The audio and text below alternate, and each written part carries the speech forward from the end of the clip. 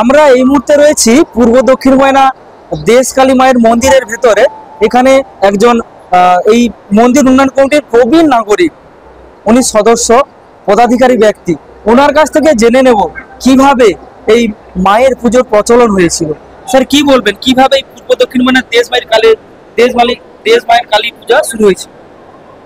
আমাদের এই এলাকায় প্রথমে একটি কালী পুজো শুরু হয় যখন রাজাদের আমল থেকে রাজারা এইখানের কিছু যুব সমাজকে একটি মন্দির নির্মাণ করে পুজো করার জন্য অনুমোদন দেয়। সেই অনুমোদিত পুজোটি হচ্ছে এখন মাঝের মন্দির, যেটাকে আদি মায়ের মন্দির বলা হচ্ছে।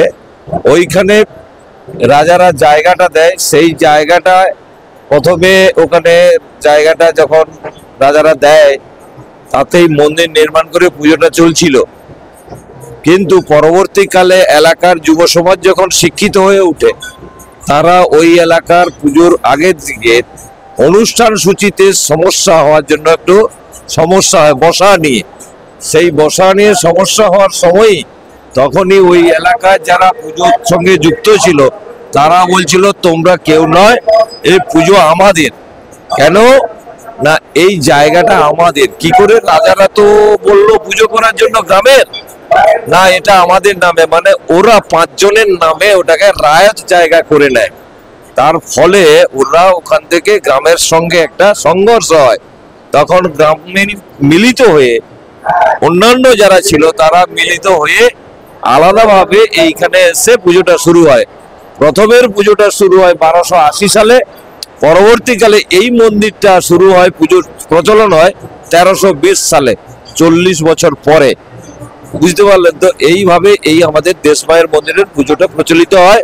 তখন ওদের 5 জনের ওটা মন্দির থেকে যায়, আর এটা গোটা দেশের 5টি গ্রামের জনসাধারণের উদ্যোগে মন্দিরটা নির্মাণ করে পুজো হয়েছিল। প্রথমে মাটির ঘর, তারপরে ইটের মন্দির ঘর হয়েছিল, একটু ছোট সাইজ।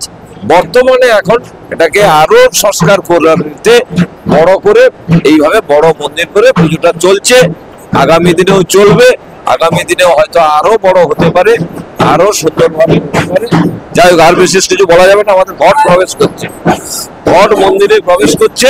এইভাবেই আমাদের এখানে প্রচলন হচ্ছে দেশ মায়ের মন্দিরের রক্ষা কালী মাতার পুজো। আপনার নাম? আমার নাম রতন চন্দ্র দাস। মন্দির কমিটির কোন পদে রয়েছে? আমি মন্দির কমিটির হিসাব রক্ষক পদে রয়েছি। নিজের বাড়ি মানেই মাথার উপর নিশ্চিন্ত ছাদ। ছাদকে রক্ষা করুন রোদ বৃষ্টির যাবতীয় প্রকোপ থেকে। আপনার বাড়ি নতুন হোক বা পুরনো, pen doctor leak guard vaccine, যা প্রিমিয়াম ওয়াটারপ্রুফিং সার্ভিসের মাধ্যমে বহু বছর সুরক্ষিত রাখে আপনার ছাদকে। বিশদে জানতে এখনই ফোন করুন। বন্ধ্যাত্ব কোনো অভিশাপ নয়, এটি চিকিৎসার মাধ্যমে নিরাময় সম্ভব। পূর্ব মেদিনীপুরের সর্বপ্রথম টেস্ট টিউব বেবি সেন্টার এখন তমলুকে। যোগাযোগের ঠিকানা উত্তরায়ণ ইনফার্টিলিটি ক্লিনিক প্রাইভেট লিমিটেড, প্রদূত বসান তমলুক, আদি মোহিনী মোহন কাঞ্জিলালের পাশের গলিতে। যোগাযোগ 9679225556। বিজ্ঞাপনের চমক নয়, আছে আগামী দিনের প্রতিশ্রুতি, মানে কর ফ্যাশন। ছেলেদের যাবতীয় নিত্য নতুন পোশাকের বিপুল সম্ভার নিয়ে নবরূপে সজ্জিত কর ফ্যাশন। বিশেষ করে মনে রাখবেন, আমাদের নতুন সংযোজন ছোট ছেলেদের পোশাকের বিপুল সম্ভার। আমাদের ঠিকানা ময়না রবিবারের বাজার। আমাদের আরেকটি শাখা বলাইপন্ডা বাজার, চৌরাস্তার দক্ষিণে ময়না। মনের মতন পোশাক মানেই কর ফ্যাশন। বিজ্ঞাপন দেওয়ার জন্য যোগাযোগ করুন স্টুডিও কল্যাণী, ভোগলাবাড়ি, ময়না, পূর্ব মেদিনীপুর।